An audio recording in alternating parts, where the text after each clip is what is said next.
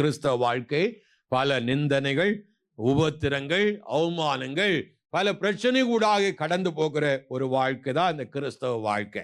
ஒரு தேவ பிள்ளை, எனக்கு எந்த ஒரு பிரச்சனையும் இல்லை, கலக்கம் இல்லை, என்னைக்கும் எப்படியும் ஒரே மாதிரி கிறிஸ்தவ வாழ்க்கை இருக்க போறதில்லை.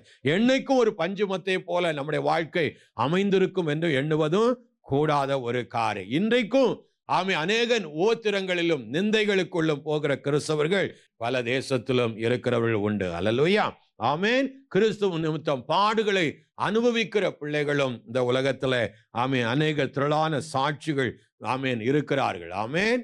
ஒவ்வொரு நாளும் கிட்டத்தட்ட 1000க்கும் மேற்பட்ட மக்கள் இப்படிப்பட்ட கொடிய தண்டனைக்குள்ளே, சிறைச்சாலை அனுபவத்துக்குள்ளே கடந்து போகிறார்கள். இரத்த சாட்சியாய் மடிக்கிறவர்கள் இருக்கிறார்கள். அல்லேலூயா.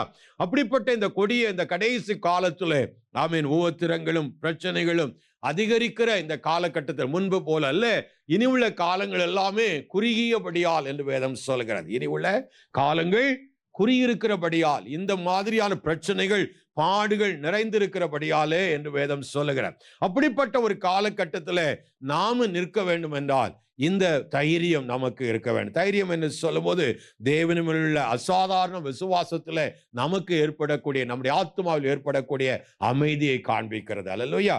எந்த நிலையிலும் கர்த்தர் என்னை நடத்துவார். ஆமென்.